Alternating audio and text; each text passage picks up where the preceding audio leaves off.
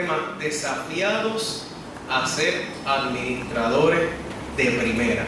Desafiados a ser administradores de primera a través de todo el mes. Pero hoy vamos a tocar para poder dar. Para poder dar. Desafiados a ser administradores de primera para poder dar. Mucho se ha dicho sobre los magos. He escuchado tantas y tantas cosas, ¿verdad?, de los magos. Recuerdo que en casa de mi abuela Santa Claus no llegaba. ¿En cuántas casas de abuela Santa Claus no llegaba? Santa Claus no llegaba. Y los reyes, sí, porque los reyes eran lo que eran. ¿Recuerdas eso? Los reyes eran lo que eran. Había que dejar hierba, la cajita. Todavía, ¿verdad? Había que dejar hierba para los cabellos y agua. Si no, no te dejaban nada.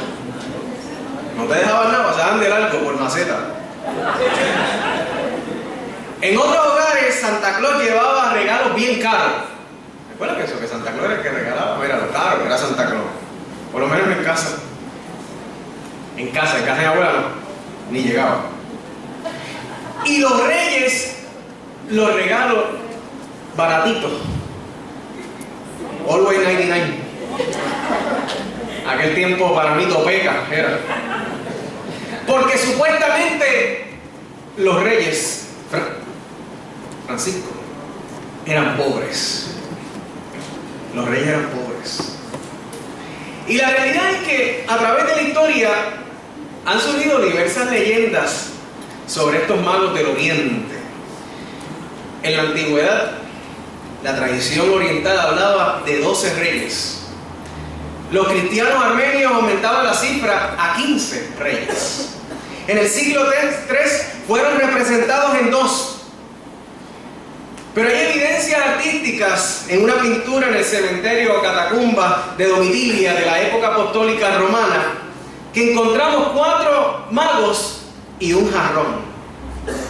La iglesia copta, es decir, la iglesia egipcia, llegó a decir que eran 60, toda una caravana que iba con ellos, de tribus y grupos que acompañaban a cada rey mago. Pero fue el teólogo Orígenes, siglo II, siglo III, quien estableció que el número de los magos eran 3, visitantes del Oriente. Y se pensó que eran 3 por los 3 presentes que fueron llevados. Tradicionalmente se les conoce como magos, pero también se les llama hombres sabios y reyes. Inclusive hay leyendas que los identifican por su apariencia física. Melchor era un anciano de blancos cabellos y barba blanca. Esto puede cambiar. El cual llevó la mirra. Gaspar, más joven y rubio. Algunos lo ponen calvo. Osvaldo, no te sientas aludido. Dicen que llevó el incienso. Y Baltasar, de tez negra, el cual llevó el oro. Sus rasgos físicos representaban Europa, Asia y África. Con estas descripciones lo que se buscaba acentuar era la soberanía universal del recién nacido sobre todas las raíces y países de todo el mundo. Igualmente, se han dado diferentes interpretaciones acerca del simbolismo encerrado en los regalos que los magos presentaron a Jesús. Pero ¿quién realmente eran estos personajes tan misteriosos que cuenta el pasaje? Pues para esto debemos ir a la fuente primaria, que es el texto bíblico, el cual simplemente nos dice de dónde venían, sin decirnos la cantidad, sus nombres, sus descripciones físicas, y sin especificar cuál de los 3 presentes llevó cada mago. A pesar de que el texto bíblico no nos indica algunos detalles, podríamos considerar algunas pistas que el texto nos da para de esa forma conocer algo más sobre estos personajes. Primeramente, venían del Oriente. Dentro de las religiones del Oriente se les llevaban a cabo varias prácticas, y una de ellas era la astrología. Velaban el movimiento de los astros. Estos movimientos los llevaban a interpretar como señales, o se interpretaban como señales de eventos importantes en la historia. Otro punto que podríamos inferir al leer el texto bíblico es que estos magos tuvieron que ciertamente llegar en caravana, es decir, con muchas personas. Muy difícil viajarían 2 o 3 personas a llevar presentes tan valiosos. Era muy riesgoso. Ladrones podían llegar en el camino y asaltarles. Así que era muy difícil. Así que podemos inferir eso también. Pero yo sinceramente tengo que decir que estos hombres eran unos administradores de primera. Que estos hombres eran unos administradores de primera. Veamos por qué yo digo esto. Primeramente, ellos reciben la revelación y no la desechan. Ellos reciben la revelación de Dios y no la desechan. Ellos responden entendiendo que están siendo convocados, alabanzas al Cordero, por un asunto sobrenatural. Y esto me lleva a pensar que aunque estos hombres eran estudiosos de los astros, aunque eran de tierras lejanas, aunque tal vez habían escuchado de las escrituras hebreas y sus expectativas mesiánicas, o tal vez no, pudieron ser sensibles a la dirección de Dios, que se les reveló a través de lo que ellos conocían y estudiaban, porque así es Dios. Se revela a través de lo que nosotros conocemos, no de cosas extrañas, a través de lo que nosotros conocemos para que le podamos entender. Y fueron administradores, no, fueron buenos administradores del regalo que Dios les revelaba en ese momento. Fueron buenos administradores de esa revelación. ¿Por qué considero que son unos administradores de primera? Segundo, porque ellos son capaces, y esto me pareció muy interesante mientras leía y meditaba en el pasaje, son capaces de planificar todo un viaje para encontrarse con el rey que ha de nacer. ¡Qué tremendo! Leí el pasaje, esta gente planificó todo este proyecto para encontrarse con el rey. Con el rey, ¿cuánto planificamos nosotros para encontrarnos con Dios? Esta es la ropa que me voy a poner mañana, la voy a tener planchadita, la voy a tener preparadita, los zapatitos le voy a pasar aunque sea un chop, yo que no paso nada de un chop y ya lo limpié, pero tengo todo preparado porque yo quiero llegar a la casa del Señor, me levanto temprano, me hago así para que las ojeras no se me vean tantas, saco un tiempo para orar con el Señor, saco un tiempo para alabar a Él, no llego con un tanto estrés porque yo quiero planificar y darle mi mejor alabanza al Señor. Es planificar. Y estos hombres fueron capaces de planificar un viaje para encontrarse con ese rey que había de nacer. Al Mateo mostrar esta revelación que reciben los magos, muestra la grandeza del amor de Dios. La grandeza del amor de Dios. Pero también muestra cómo los magos son capaces de poner sus responsabilidades en pausa, en hold, en el buen español, y lanzarse con toda seguridad en la búsqueda del recién nacido. Y como buenos administradores, planifican un viaje posiblemente desde Persia, como dice la tradición, a Jerusalén, como nos indica el texto bíblico, lo que sería una travesía aproximadamente de 1000 a 1200 millas de distancia, en camello, como se acostumbraba en el oriente. Serían meses de viaje y varias semanas de preparación. Y estos hombres lucharon contra la distancia, lucharon con el calor, lucharon con el frío, lucharon con el peligro, porque para ellos era imperativo, hermano, alcanzar la experiencia que transformaría su vida del oriente a Belén. Estos hombres fueron desafiados y tomaron decisiones sabias, las cuales le llevaron a administrar con excelencia el regalo, la oportunidad, el privilegio que Dios les concedía. ¿Cuántos pueden alabar al Señor? Aleluya. ¿Por qué considero que son unos administradores de primera? Tercero, porque hablan con verdad y firmeza lo que Dios les había revelado. ¿Cuántos hablan de Dios? Lo que Dios te revela, mira, háblalo. Lo que Dios te da, mira, dilo. No te lo aguantes, no, tú dilo, échalo para adelante, ¿sabes? Porque llegan a Jerusalén, estos hombres no tuvieron temor, llegan a Jerusalén y sin temor van a la ciudad donde habita el rey, a Jerusalén. Van a la ciudad donde habita el rey. Van donde Herodes para preguntar. Miren qué interesante. Van donde Herodes para preguntar. Herodes era el rey. Van donde Herodes. ¿Quién era Herodes? El rey. No se olvide de eso. Van donde Herodes para preguntarle por el nuevo rey que ha de nacer. Vaya donde García Padilla. ¿Y cuál es el gobernador que va a nacer? Es donde Agapiti le diga eso, ¿no? Eso era un insulto para el incumbente. Era un insulto. Y lo curioso es que Mateo sigue presentándonos algunos detalles dignos de considerar. Los magos van a Jerusalén, pero allí los religiosos en la ciudad santa no se habían enterado del suceso del nacimiento, según Mateo. Allí en Jerusalén, en la casa real, en el templo también, los líderes no se habían enterado de la gran noticia. Y este acercamiento de los magos a Jerusalén trajo grandes consecuencias. Luego nosotros leemos en el verso 16, que no lo leímos, pero está más adelante, el rey Herodes, al enterarse, era un sanguinario, ¿sabes? Al enterarse de que alguien podía usurpar su trono, comenzó a matar a los niños menores de 2 años. Esto ya era costumbre de Herodes. Herodes había matado a mucha gente.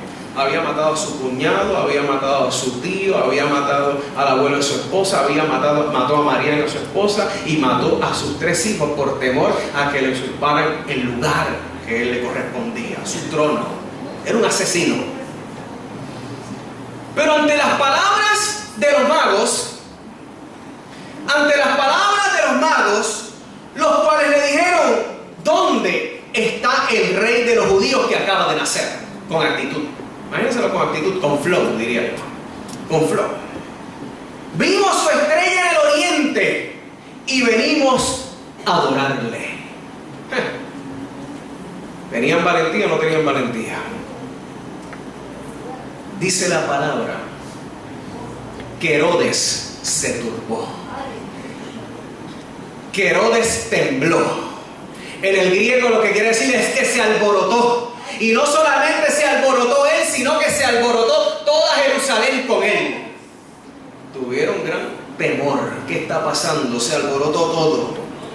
Y en ese momento yo estoy seguro que el rey, al igual que los letrados, sacerdotes, tuvieron que pensar en las escrituras cuando decía el profeta Balaam, en número 24:17, saldrá estrella de Jacob y se levantará cetro de Israel. Aleluya. Saldrá estrella de Jacob y se levantará cetro de Israel. Esta expresión bíblica había sido interpretada desde la antigüedad, hermano y hermana, como señal de un rey que nacería de la descendencia de Jacob. Ellos tuvieron que pensar, una estrella los está guiando, tuvieron que pensar en ese pasaje. Herodes rápidamente se reunió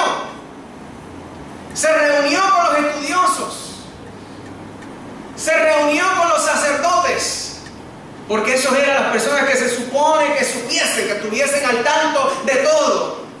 Entonces les pregunta, ¿en qué lugar se supone que nazca el Mesías?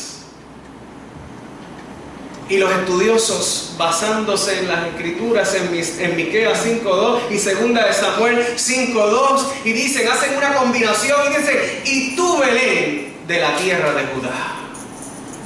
Y tú, Belén, de la tierra de Judá, no eres la más pequeña entre los príncipes de Judá, afirmando, no eres la más pequeña, porque de ti, ahí es 2 de Samuel, porque de ti saldrá ¿qué? Un guiador que apacentará a mi pueblo Israel.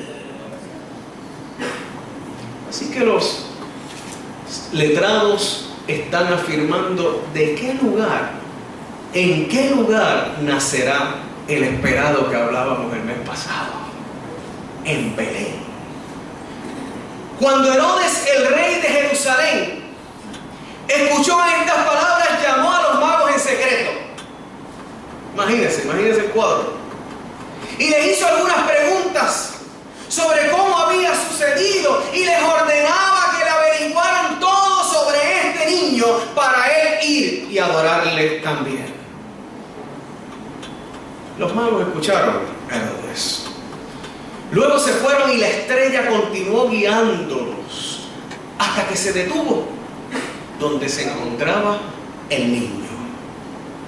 Al ver cómo la estrella se detuvo, era indicativo que en ese lugar estaba el rey de los judíos, lo que produjo gran gozo, gran alegría en la vida de estos hombres.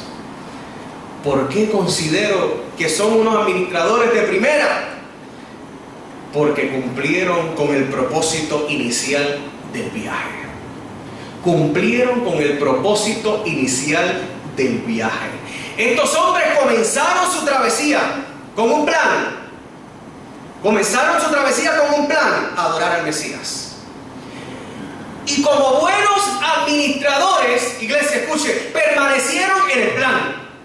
Usted permanezca en el plan. Permanecieron en el plan. Los buenos administradores lo que comienzan lo terminan. Los buenos administradores no se quitan a pesar de los gigantes que se puedan levantar para amedrentar. De momento no se quitan los buenos administradores. Ellos tenían que saber, ellos tenían que conocer que las palabras de Herodes estaban cargadas de traición y de odio, pero siguieron con el plan. Cuando salieron del oriente estaban decididos a servirle. Cuando estuvieron de frente, lo hicieron con entrega. Tú sales de tu casa y tú tienes un deseo inmenso de alabar al Señor. Cuando llegas a la iglesia, tú alabas al Señor con entrega. Tú sales con un deseo de hacer algo para Dios. Pues mira, cuando te enfrentes a la situación, lo que Dios te pone, pues tú hazlo en el nombre del Señor. Hazlo con entrega, hazlo con denuedo, hazlo con valentía. Entrégate al servicio, entrégate al plan para lo cual Dios te llamó. Estos hombres permanecieron atentos al llamado de Dios y no al llamado de un rey terrenal, y no al llamado de Herodes. Estuvieron atentos al llamado que Dios les estaba haciendo. ¿Por qué considero que son unos administradores de primera? Quinto y último, porque fueron con la mejor ofrenda de sus vidas. Porque fueron con la mejor ofrenda de sus vidas. Estos magos entraron a la casa donde se encontraba Jesús con su madre María. Ya no estaba en el pesebre, ¿sabe? Como a veces nos presentan. Estaba en una casa. Y en la sabiduría que tenían estos hombres gentiles, no judíos, fueron capaces de reconocer frente a quién se encontraban. Y con toda entrega estuvieron dispuestos a adorar y a dar su mejor ofrenda al Señor. Estos hombres pasaron de ser unos simples magos a ser unos hombres llenos de sabiduría que pudieron dar con entrega, aleluya, dar con sensibilidad, hasta unos presentes que simbolizaban lo que sería la vida de este niño. Le llevaron oro. Le llevaron oro. Y el oro ha sido, ¿verdad?, considerado como un metal precioso y valioso con el cual nos ha obsequiado la naturaleza. Era el regalo que se le obsequiaba a un rey. Entonces los magos le ofrendaron al Hijo de Dios lo más bello y valioso de sus tesoros. ¿Qué le estamos ofrendando a Dios? ¿Qué le estamos ofrendando a Dios? ¿Cuál es el oro de nuestra vida? ¿Qué es lo más valioso? ¿Le estamos ofrendando lo más valioso de nuestras vidas al Señor? Los magos le llevaron incienso a Jesús. Y el incienso era una resina de aroma suave y agradable.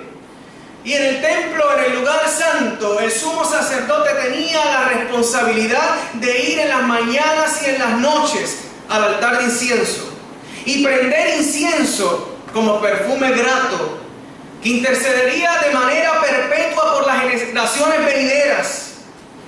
Y en esta ofrenda los magos entregaban lo más íntimo de su ser. En ese olor suave estaban ofrendadas sus vidas con humildad y reverencia. Los magos también le llevaron mirra, símbolo de dolor, símbolo de sufrimiento. Y la mirra se utilizaba como un bálsamo aromático para embalsamar a los muertos. Entonces la mirra fue el regalo más difícil de presentar a aquel recién nacido y a sus padres. Estos magos, de manera profética, sin saberlo, estaban presentando cómo sería la vida de este niño. Con el oro afirmaban que era un rey. Con el incienso afirmaban, aleluya, que era el sumo sacerdote. Y con la mirra afirmaban en todo tiempo que Él sería el supremo libertador y salvador de toda la humanidad a través de su muerte y su resurrección. Alabanza al Señor. Concluyo con esto, hermanos y hermanas. Estos hombres fueron desafiados a ser administradores de primera con lo que Dios les había revelado. El hacerlo con tanta responsabilidad les dio la gran oportunidad de poder dar, pero dar el mejor viaje de su vida, el mejor viaje, dar la mejor respuesta que hayan dado a Herodes, dar una adoración pura, aleluya, y sincera, y poder dar su mejor ofrenda al Señor. Seamos buenos administradores de todo y todas las experiencias, iglesia, que Dios nos da, para nosotros dar con toda libertad de lo que Dios nos ha dado.